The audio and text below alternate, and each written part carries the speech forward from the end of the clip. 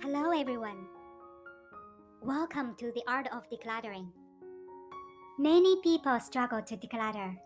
If you can't overcome them, you will have difficulty living in a healthy and joyful life. In this, the Art of Decluttering series, I will help you overcome them. The most people think the hardest part about decluttering is getting started because they don't know where to begin. But in fact, the first and most important step is changing your attitude. Decluttering isn't just about organizing your home. It's about getting the rest of your life in order. Let's get right into it. The art of decluttering can be a highly demanding task. It takes a good amount of time and energy to get your household up to your desired standard of cleanliness and organization.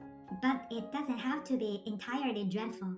In order to make the process of decluttering enjoyable, you have to adjust your attitude. Don't look at it as a tiresome chore, but as an opportunity to make your life more efficient and productive. If you're planning to sell your house, it's also a chance to raise its value. The most effective way to declutter is to think of it as a game. This mentality allows you to both challenge and reward yourself. Start by creating a list of short-term and long-term goals.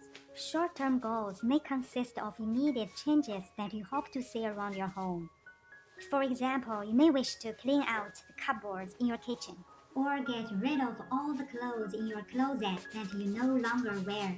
Long-term goals are more personal and cover a large scope. These are the changes you hope to see in other aspects of your life as a result of getting your home organized. For example, your long-term goals may include spending more time with your kids or getting your house sold for your asking price.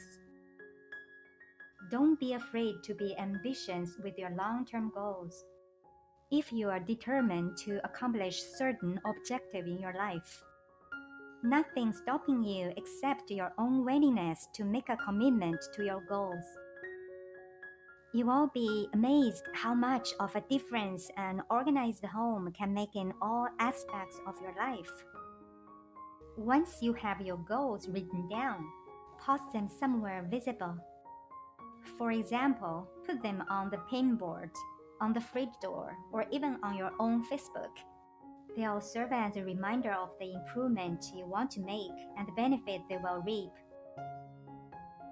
The next step to the decluttering game is tackling your short-term goals. List these goals according to priority and tackle the most important ones first to get them out of the way. Rewarding yourself is usually the best incentive for getting a job done. For each task on your list of goals, designate a reward you will get once you've completed. This may include taking a hiking trip, going out for a hot spring spa, or buying yourself a gift.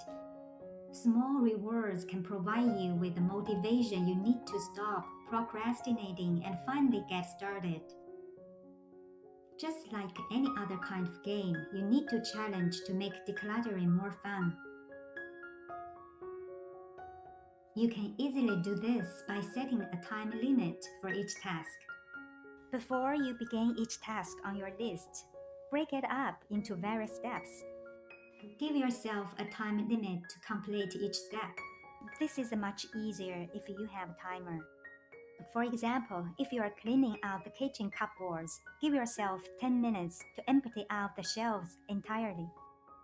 Take a 2 minutes break and then give yourself another 10 minutes to throw out everything you no longer use. Take another 2 minutes break and then complete the next step. This is a great way to pace yourself and avoid getting distracted. You got to remember that the first and most important step is changing your attitude. Decluttering isn't just about organizing your home. It's about getting the rest of your life in order. The next video, I'll tell you how to declutter room by room. Thank you for watching, and I hope you enjoyed. If you like this video, please subscribe to my channel. Leave a message below. I would greatly appreciate it. Thank you.